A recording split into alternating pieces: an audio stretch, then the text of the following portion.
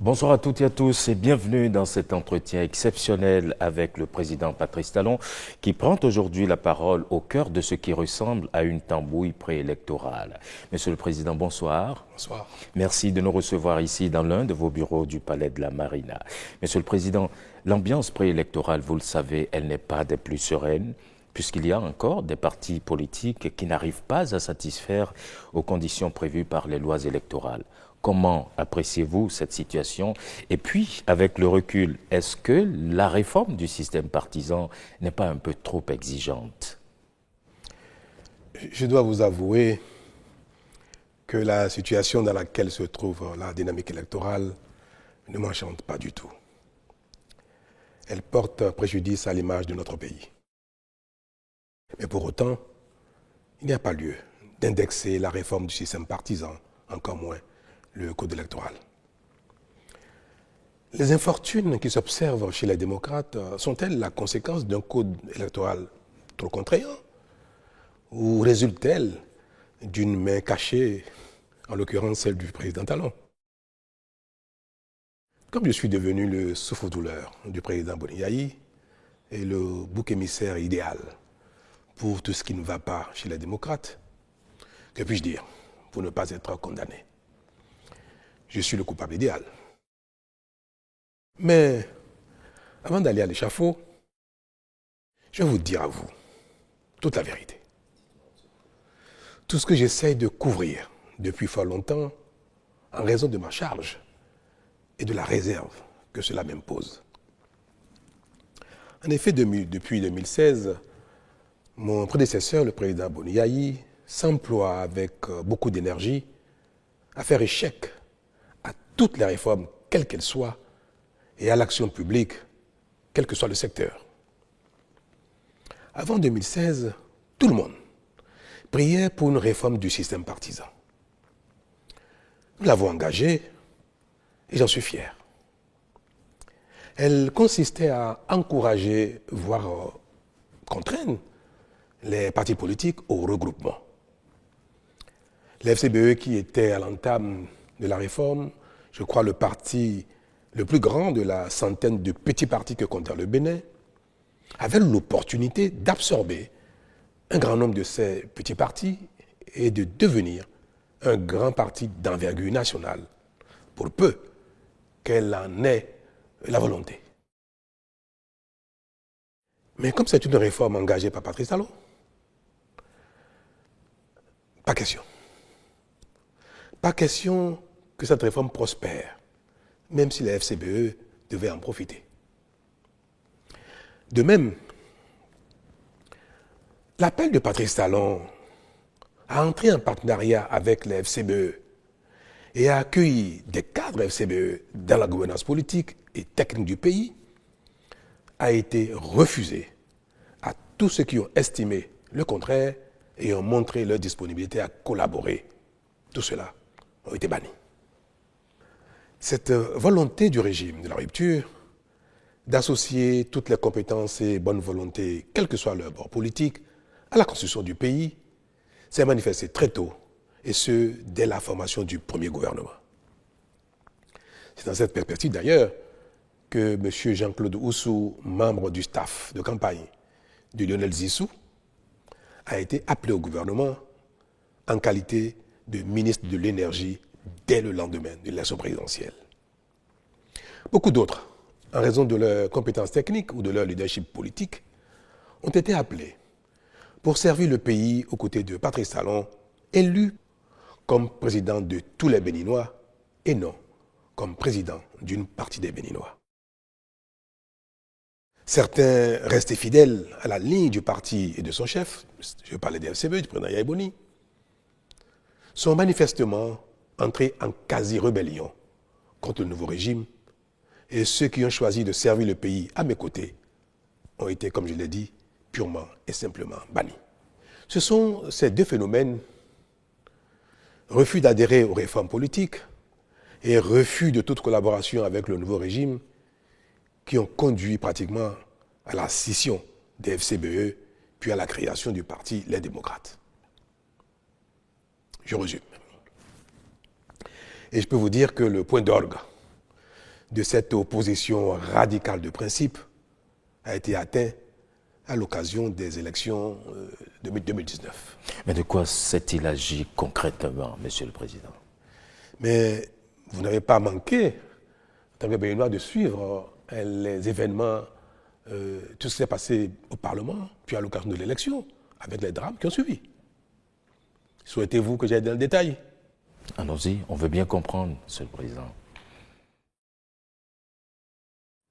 Je crois que c'était en février 2019 que j'ai reçu ici au Palais l'ensemble des partis politiques représentés au Parlement. Parce que nous venons d'engager la réforme du système partisan. Les textes adoptés qui répondaient parfaitement à l'attente de tous avant 2016, ces textes ont commencé à être boudés par une partie de la classe politique, notamment les FCBE d'alors. Et ils ont estimé que les nouveaux textes n'étaient pas convenables, trop rigides, et risquaient de ne pas les faire gagner des élections. Mais comme nous sommes au début du processus et qu'il fallait trouver un terrain d'entente, j'ai accepté que l'ensemble des acteurs politiques au Parlement se mettent ensemble pour trouver les textes qui, selon eux, permettraient à tout le monde d'aller aux élections sereinement, tout en engageant la réforme du système partisan. Ne pas rester au statu quo de notre passé connu, excusez-moi le terme, de pagaille politique, mais d'engager une réforme qui reste à la portée des uns et des autres. Des rencontres ont eu lieu au Parlement, sous la présidence de président Ongbedi, président de l'Assemblée à l'époque, et un consensus a été trouvé.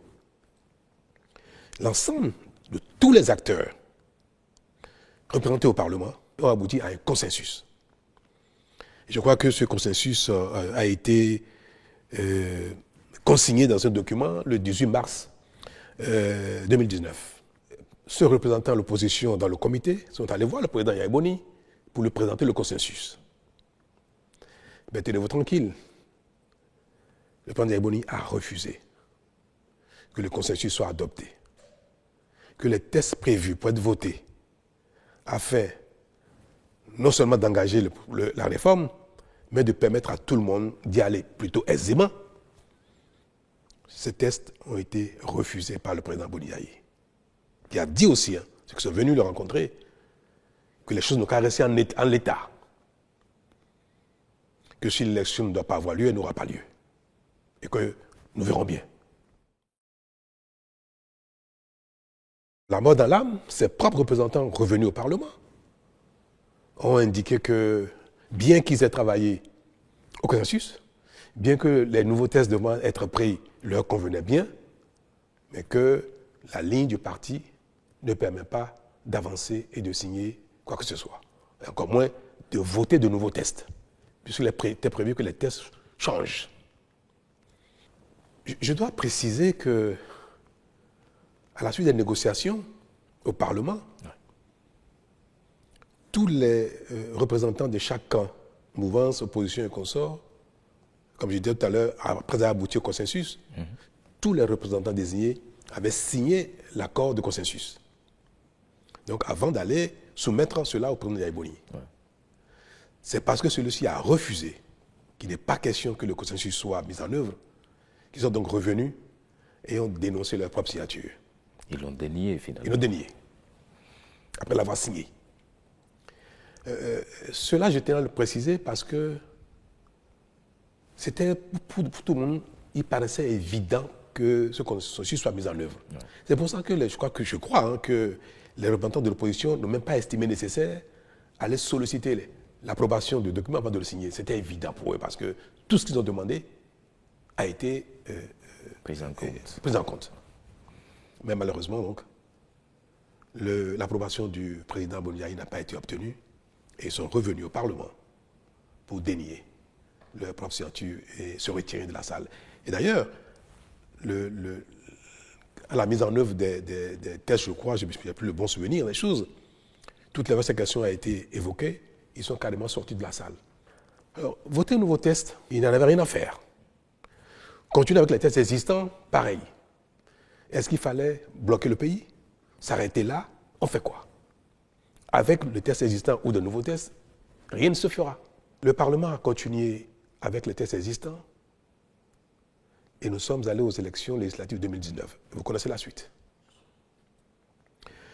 Et c'est quelque chose que je n'ai jamais voulu évoquer dans ces détails-là parce que je pense que, comme dit le président Aymon lui-même, les intrigues du genre peuvent être gérées sans que l'opinion dans son ensemble ne découvre ces détails qui ne nous honorent pas, et encore moins un ancien président de la République. Mais je suis tenu à la fin de dire, que tout le monde m'entende, que ce qui s'est passé en 2019, c'est le président Ayboni qui a été le seul responsable. Il a empêché la tenue normale des élections. Il a empêché les démocrates de participer aux élections. C'était l'FCBE à l'époque. Parce qu'il a empêché que des tests consensuels soient mis en œuvre pour permettre une élection apaisée. Il a pratiquement empêché que les élections aient lieu dès l'adoption des tests au Parlement.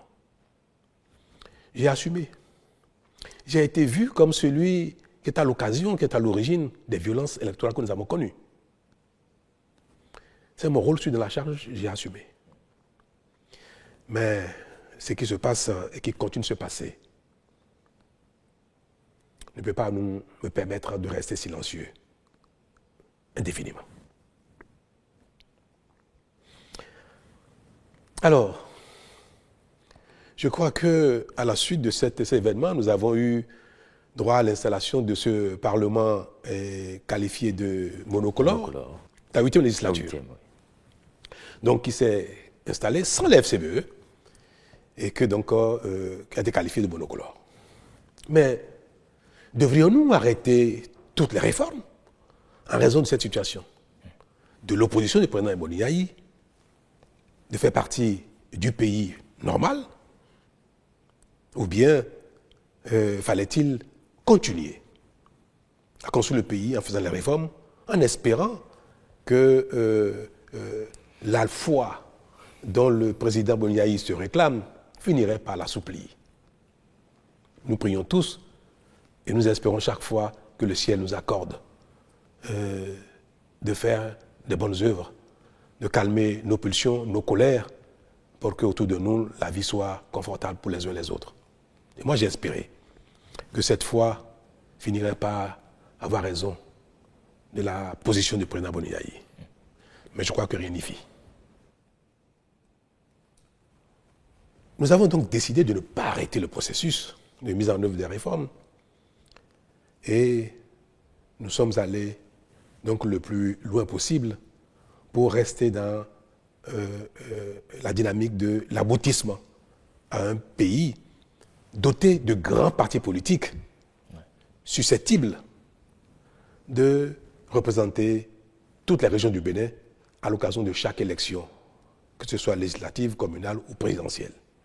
Notre action, qui n'a pas manqué de continuer d'amadouer le président Boniaï et le FCBE d'alors, nous a amené à entamer, à convoquer un dialogue politique en octobre 2019. Alors l'intérêt de ce dialogue était de tourner la page de la non-participation des FCBE aux élections, de la violence qu'il y a eu, et qu'ensemble, nous repartions sur une nouvelle base avec des tests peut-être nouveaux, un peu réajustés. Disons que j'ai été constamment dans cette dynamique de rediscuter avec les uns et les autres, de trouver des compromis pour avancer. Presque tous les partis politiques existants au Bénin alors, en ce temps, qui ont été invités au dialogue, sont arrivés, y compris les FCBE. Je crois qu'à l'époque, il y avait une dizaine de partis convenablement enregistrés selon la charte des partis. Et les FCBE ont participé au dialogue. Mais le fait d'avoir participé au dialogue, le président Boni a décidé d'exclure tous les cadres FCBE, les leaders FCBE qui sont venus au dialogue. Vous connaissez, vous avez suivi un peu ce qui s'est passé dans cette période-là. Bien sûr. Un processus a été engagé pour les exclure du parti. Oui. Je crois que c'était même allé en justice. Évidemment.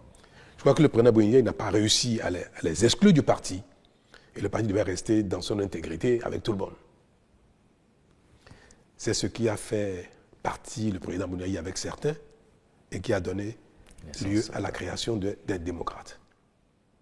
Donc ce parti est né du fait de la participation des FCBE au dialogue politique. Il ne fallait pas que les FCBE participent à des échanges dits dialogue politique.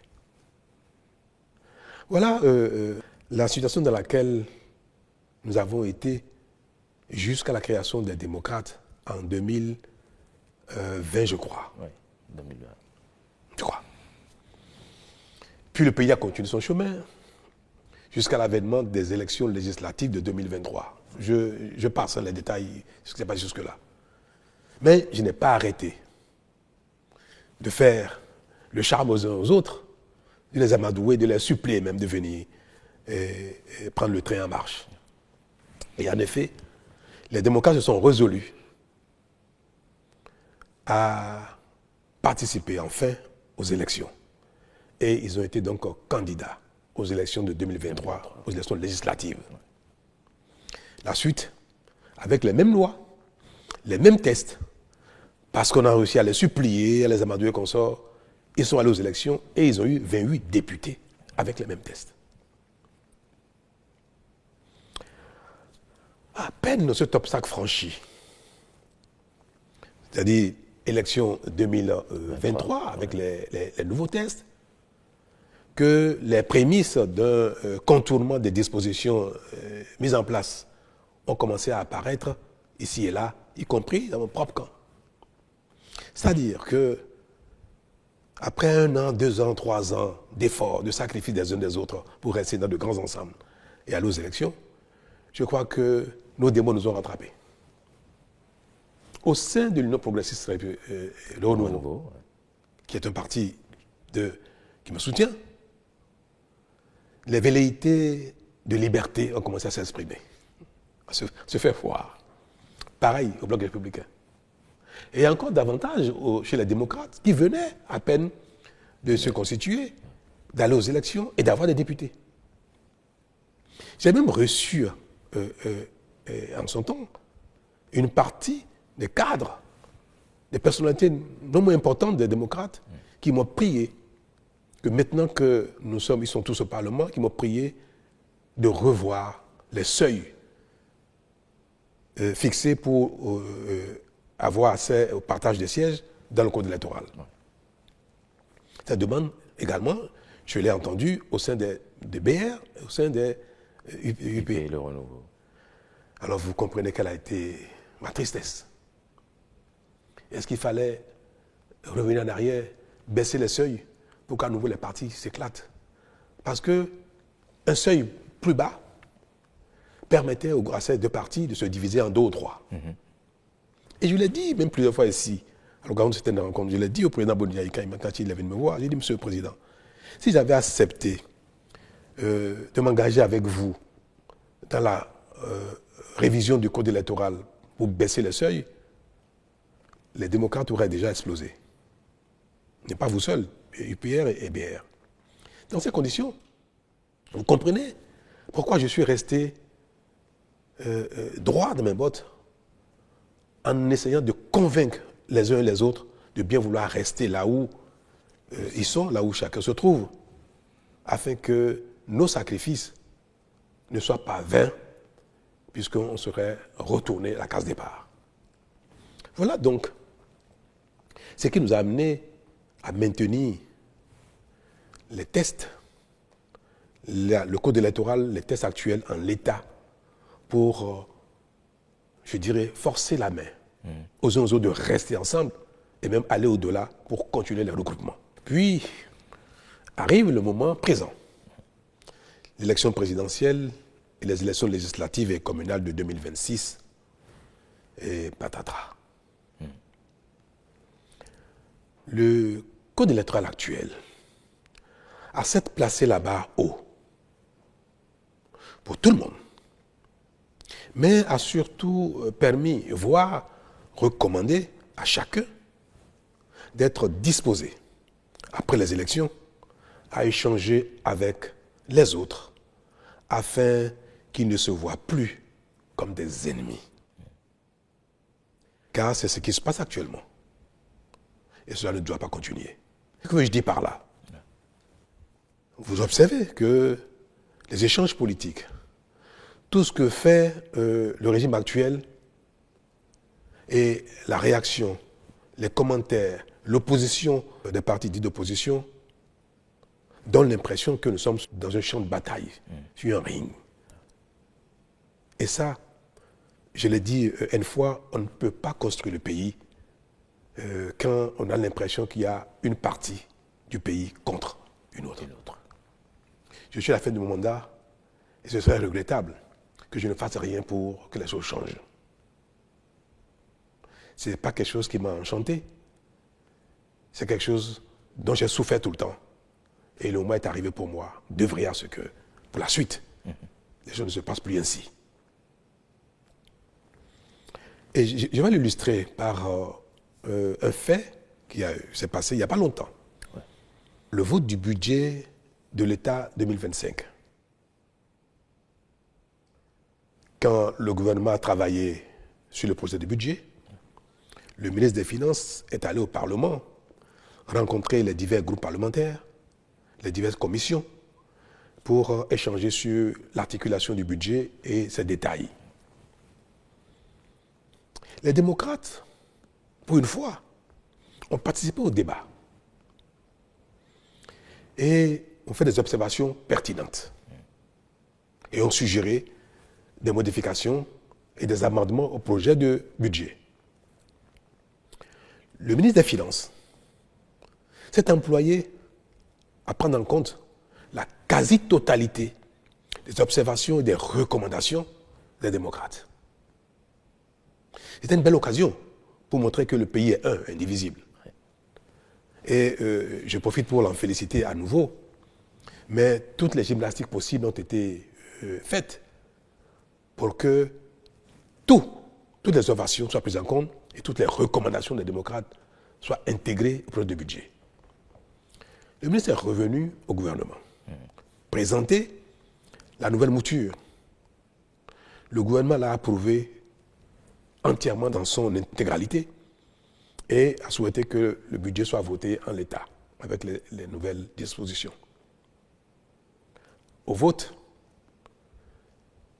les démocrates ont fait exactement ce qu'ils ont l'habitude de faire, exactement le contraire de ce qu'ils ont souhaité. Quelques jours avant, ils ont voté contre le budget. Comment ça peut se comprendre? Et nous avons appris dans les coulisses que le compte rendu qui a été fait au président Yahya Boni pour solliciter son accord avant de voter le budget, que cet accord n'a pas été obtenu et que le président leur a interdit de voter le budget, bien que celui-ci ait pris en compte la quasi-totalité de leurs observations et recommandations. Ce n'est pas acceptable. Et vous voulez que, passant la main, je ne sais pas à qui, que je ne recommande pas que le pays continue ainsi. On a l'impression que la compétition politique s'exerce dans une adversité éternelle. Qu'après les élections, les partis ayant été en course deviennent des ennemis. Mais ça ne se passe nulle part comme ça. C'est vrai. Cela arrive quelquefois dans quelques endroits du monde. Mais pour un pays où tout est à construire, le consensus est indispensable pour non seulement faire les efforts nécessaires, engager nos populations dans les efforts, présenter aux partenaires de développement que nous sommes, nous voyons tous le développement du pays comme un impératif et que nos guerres ne sont pas de nature à empêcher les grandes actions et notamment un budget. Vous voyez ce qui se passe en France? La France peut se permettre de ne pas avoir un budget. Le pays est grand. L'industrie, le commerce fonctionnent parfaitement sans l'État. Et l'État n'est pas le principal acteur économique. Au Bénin, la paralysie de l'État serait une catastrophe. Donc on ne peut pas. Pendant qu'ailleurs, les gens s'entendent, qu'ils soient de bords différents, pour travailler ensemble, pour trouver un consensus, on ne peut pas ici, même si un consensus est trouvé, dire que nous sommes des ennemis et dire qu'il faut que le pays soit bloqué, paralysé, pour peut-être qu'il y ait des élections anticipées, ou qu'il y ait des coups d'État, ou qu'il y ait je ne sais pas quoi. C'est malheureux.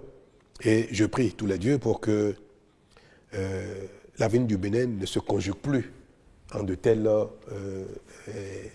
combats politiques et autres, en de telles dynamiques de confrontation éternelle. Et c'est bien pour ça que je suis aujourd'hui favorable à ce que nos tests, le code électoral et autres, obligent les gens, certes à aller en compétition, mais à travailler après ensemble pour l'intérêt national. Et je l'ai dit aux jeunes que j'ai rencontrés il n'y a pas longtemps ici au Palais.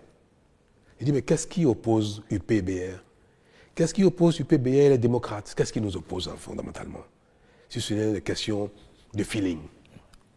Nous avons les mêmes besoins d'eau, d'électricité, de routes, d'emploi, de bonne santé, d'éducation. Et ces choses-là ne relèvent pas d'une idéologie. On peut aller à la compétition, mais on peut travailler ensemble. Et le monde va ainsi. Regardez en Allemagne. Nous avons vu pendant longtemps que la CDU et le FDP, je crois, qui ont souvent des partis challengers, qui se challengent, qui vont aux élections ensemble, c'est-à-dire les uns contre les autres, une fois les élections finies, ils se mettent ensemble pour gérer le pays. Et chacun apporte sa pierre à la réflexion, chacun apporte sa contribution à la définition de la politique nationale. Et on pu observer que, à la suite de ça, la même CDU avec le SPD, pareil. Partout dans le monde aujourd'hui, regardez en Europe, on observe bien que les populations ont beaucoup évolué, les peuples ont évolué, la dynamique démocratique a évolué, les libertés ont évolué. Donc, il n'est plus convenable qu'un seul camp dise qu'il détient la vérité et qu'il s'impose aux autres. Il faut mettre les vérités ensemble pour construire un pays. Mais mettre les vérités ensemble requiert dans un système démocratique que d'abord les vérités se confondent dans les urnes. Une fois que l'un a gagné, parfois on peut gagner une élection à une voix près. 49,49% peuvent perdre au profit de quelqu'un, d'un groupe qui a fait 51,01%. Ça ne veut pas dire que les 49% ont tort. Non, il faut que pour construire le pays, les responsables, les divers leaders se mettent ensemble d'une certaine façon pour définir la conduite du pays, chacun dans son rôle, chacun dans son couloir, chacun selon ses compétences. C'est bien cela, et de ça qu'il s'agit. Et c'est pour ça que j'ai dit aux jeunes, mais demain, après les élections, si les démocrates gagnent, pourquoi ils ne travailleraient pas avec l'FCBE? Pourquoi pas aussi avec peut-être UPBR? Que si le BR gagne les élections, UP, pourquoi ils ne travailleraient pas avec les démocrates, soit au Parlement, soit même dans un même gouvernement? Moi, j'ai fait ça. C'est des choses qui peuvent arriver si, pour autant que les uns les autres veuillent bien le faire. Le code actuel prescrit cela. Est-ce que c'est mauvais que notre code électoral demande aux partis candidats de dire s'ils ont l'intention, après les élections, d'échanger, de collaborer pour la gouvernance du pays? Et si vous le dites, vous avez un bonus. C'est-à-dire les partis politiques qui disent, après les élections législatives, après les élections communales, après les élections de Malaisie, nous sommes capables de travailler ensemble, ils ont un bonus. Et le bonus, c'est que pour les législatives, les 20% qui sont exigés par circonscription électorale, on vous permet de les sommer ensemble. Même si vous n'avez que 10% dans une circonscription, dès lors que vous dites, je suis prêt à travailler, à discuter au Parlement avec un autre groupe qui a 12%, eh bien, vous bénéficiez de ces 12%. C'est une technique pour amener les gens à commencer à se parler. C'est tout. Ouais. Et bien ce code-là, on l'attaque. Tout le monde est en train de signer des accords de gouvernance et parlementaire. mais les démocrates ont refusé. Le président Yaïboni a refusé que les démocrates signent un quelconque accord avec qui que ce soit, y compris l'FCBE. FCBE est une partie d'opposition, même modérée. C'est un parti d'opposition. Si les démocrates avaient signé avec l'FCBE un accord de gouvernance et d'accord parlementaire, le duo candidat à l'élection présidentielle des démocrates ne serait pas tombé, malgré la défection d'un de leurs. Oui. Parce que l'FCBE dispose, je crois, de 6 ou 7 combien de parrainages. Les parrainages de l'FCBE auraient permis aux démocrates d'être présents aux élections. Donc ils ont choisi de marcher sur la corde raide, sur le fil du rasoir. Ils se sentent si forts, c'est très bien. Mais en ce moment, quand on a choisi de marcher sur un fil et qu'on tombe, il ne faut pas chercher les boucs émissaires ailleurs. Okay. Je suis malheureux de le dire et de le répéter. Je suis malheureux que les démocrates n'aient pas les élections présidentielles. Ils avaient la possibilité de le faire. Ils pouvaient signer un accord avec l'FCBE. Et moi, j'ai demandé même à l'UP et au BR de rester disposés à signer avec les démocrates un partenariat ou un accord de gouvernance. Si je l'ai dit publiquement, devant le peuple, avec les jeunes, c'est parce que c'est ma consigne. Et je l'ai dit pour que les cadres des deux partis UPBR entendent publiquement que le président de la République, qui est aujourd'hui le chef de la majorité, souhaite que UPBR puisse signer avec n'importe quel autre parti, y compris les démocrates. Je l'ai dit publiquement. Ouais. Qu'est-ce qui, honnêtement, pourquoi Yaïboni ne peut pas accepter de signer un accord avec ceux-ci et dire que si vous gagnez ou si je gagne, nous pouvons travailler ensemble. Mais cette déclaration ne veut pas dire qu'ils ont l'obligation demain de nommer des ministres de parti. Non, c'est juste l'intention. À la limite, même ils peuvent ne pas le respecter plus tard. Mais ce serait bien que le peuple entende, qu'eux-mêmes se disent, travailler ensemble n'est pas un problème quand on est dans le même pays.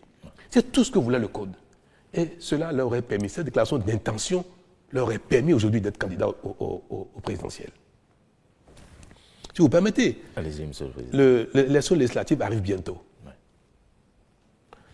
Le Code dit qu'à défaut d'accord de gouvernance, à défaut d'accord parlementaire, ouais, chaque liste, chaque parti devra réaliser 20% de suffrages, obtenir 20% de suffrages dans chacune des 24 circonscriptions législatives. Aujourd'hui, aucun parti n'est en mesure de le faire. Peut-être que demain, ils le feront. Ni UP, ni BR, ni FCBE, ni MOEL, ni RN, même les démocrates, en tout cas, ils ne l'ont pas. Je ne sais pas s'ils y parviendront. Nous voulons y arriver là. Nous voulons y arriver. Que demain, nos partis soient d'envergure pour pouvoir être représentatifs partout. Et que partout dans le Bénin, les gens se sentent concernés par l'action d'un parti, le pouvoir d'un parti. Même si le parti n'est pas majoritaire partout, que le parti soit présent, suffisamment présent partout. Comme on n'y est pas encore, et que nous demandons aux gens de se regrouper pour y arriver, mais en attendant d'y être, on demande aux gens de faire des déclarations d'intention. Rien que ça.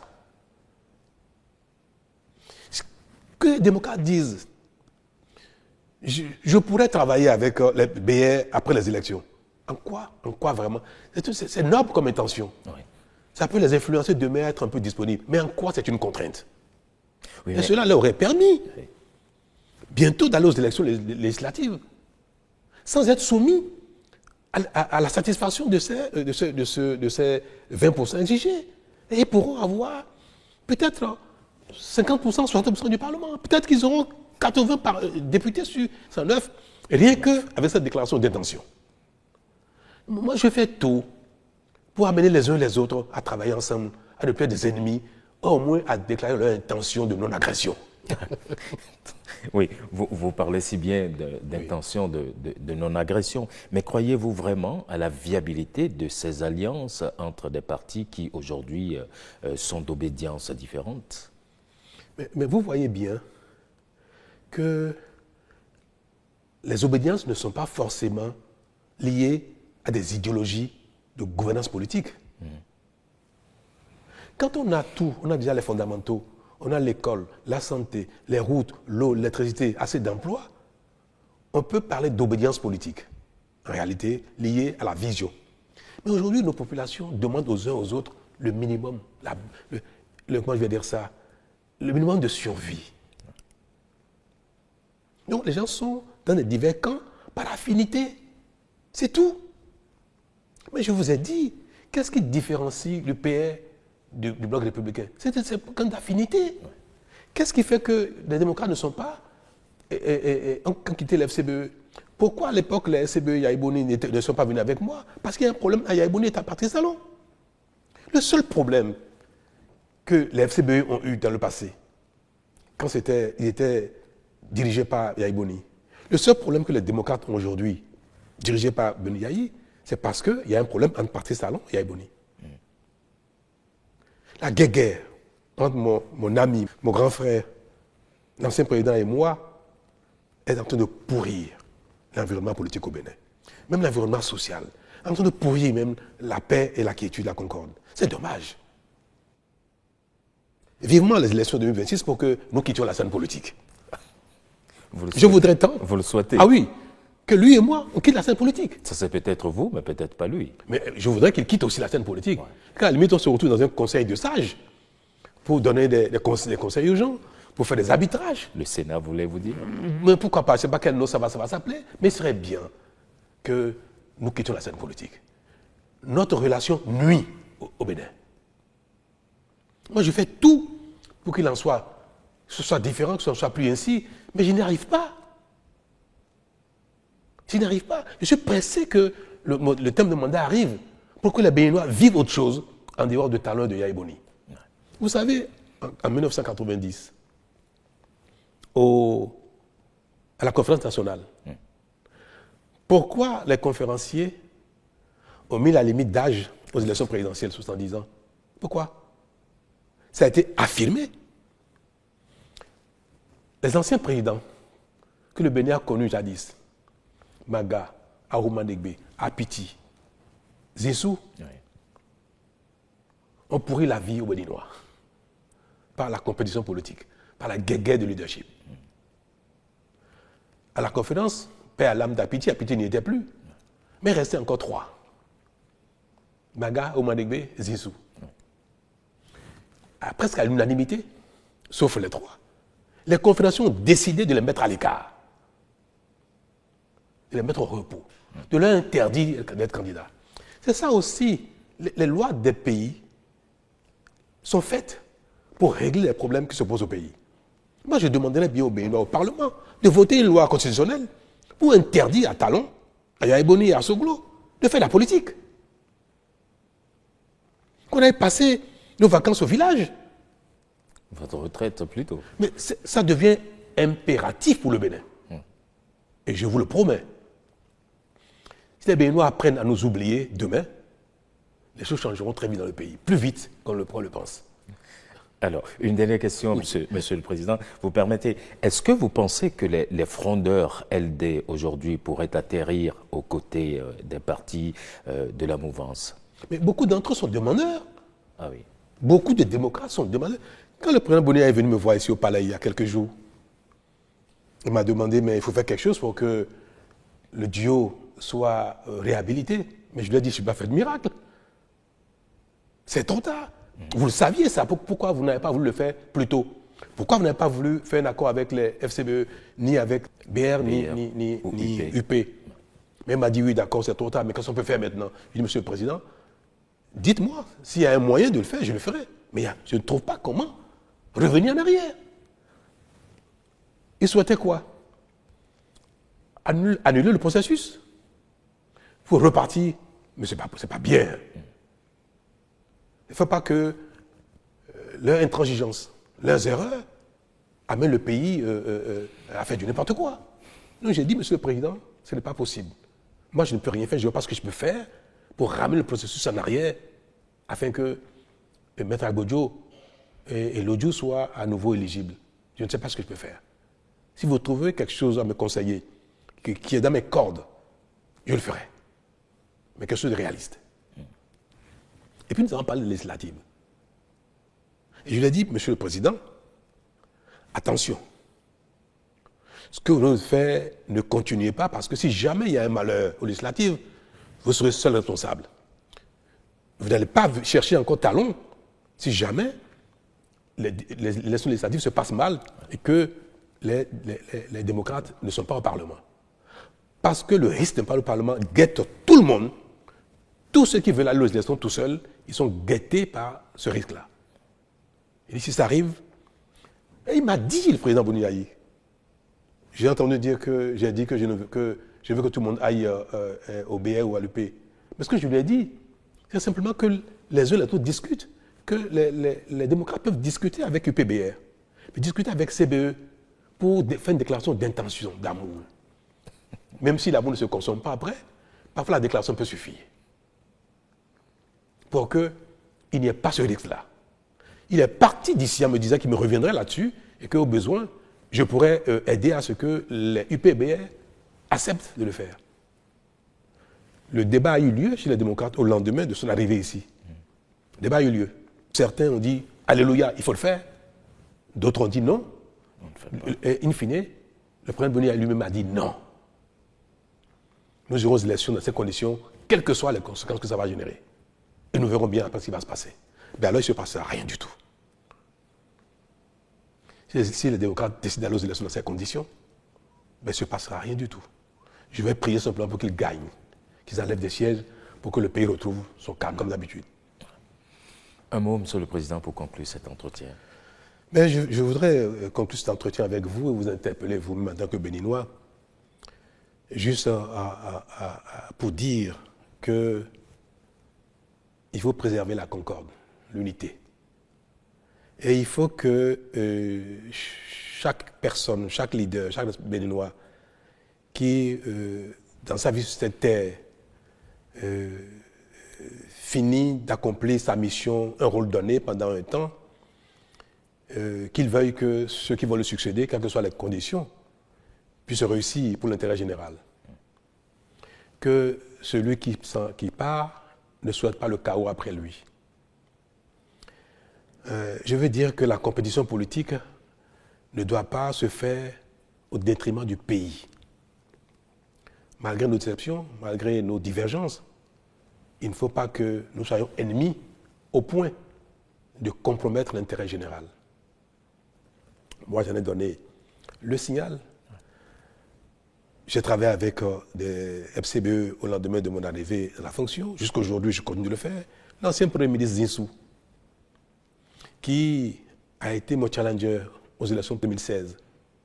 Aujourd'hui, il travaille avec le Bénin, il travaille pour le Bénin. Il fait des choses extraordinaires. Moi, je suis admiratif de ce qu'il fait. Il nous accompagne beaucoup, il nous aide beaucoup. Il aime son pays. Moi, j'ai pu, en 2016, même mal juger sa capacité à se donner pour le Bénin. Et j'observe, il n'est pas président, mais il fait des choses extraordinaires pour le Bénin. Et ça, vous voyez, s'il avait suivi Yaya Boni, il nous aurait privés de ses compétences. Il nous aurait privés de tout ce qui nous apporte dans le succès de notre action. C'est ce que je voudrais que chacun fasse, qu'on soit d'un bord ou de l'autre. Quand c'est le pays, on peut servir le Bénin. On peut ne pas être d'accord avec Talon, Patrice. On peut ne pas être d'accord avec la rupture. Il ne faut pas saboter le Bénin. Il y a un monsieur qui fait des posts sur les réseaux sociaux, qui est un poulain du président Yaya Boni, un projet démocrate. Un protégé, un poulain, je sais de quoi je parle, Yaya Boni, qui raconte sur les réseaux sociaux que nul ne doit aller investir au Bénin. N'allez pas au Bénin, vous serez escroqué, vous serez broyé, vous serez mis en prison. Les Béninois sont des voleurs, ils vont vous voler, ils vont vous escroquer.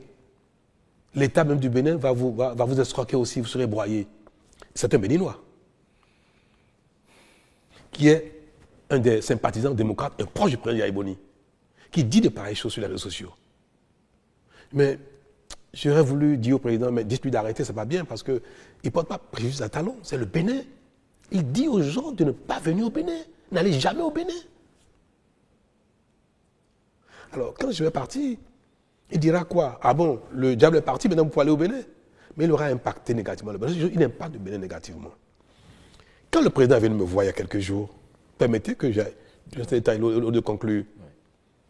Il y a des web activistes qui sont dans la même dynamique, qui seraient en détention aujourd'hui. Par exemple, Ben Yahi m'a prié de faire quelque chose pour les libérer. J'ai dit, mais je fais quoi, Monsieur le Président? C'est la justice je ne commande pas la justice en cette matière. Il me dit, non, faites quelque chose parce que quand ils vont sortir, ils ne recommenceront plus. Je dis, ah bon, Président, vous pouvez en jurer? Il m'a dit oui.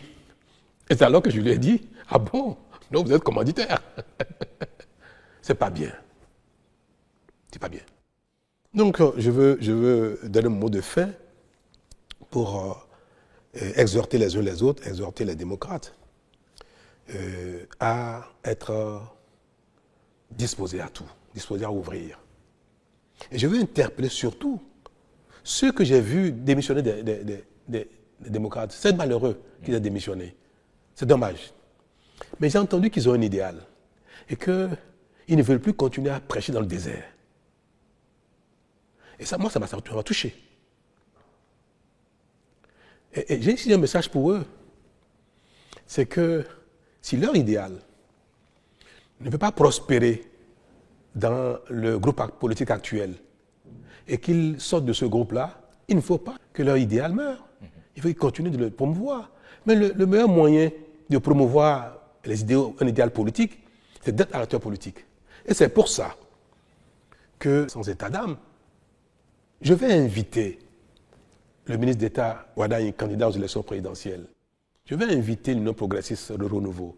Je vais inviter le Bloc républicain, Moël Béné, RN, pour les rencontrer, discuter avec eux et leur permettre même de s'exprimer leur idéal dans un cercle plus large. Parce que ce que je prône depuis, c'est d'ouvrir le champ des discussions politiques, d'ouvrir les cercles de rassemblement politique.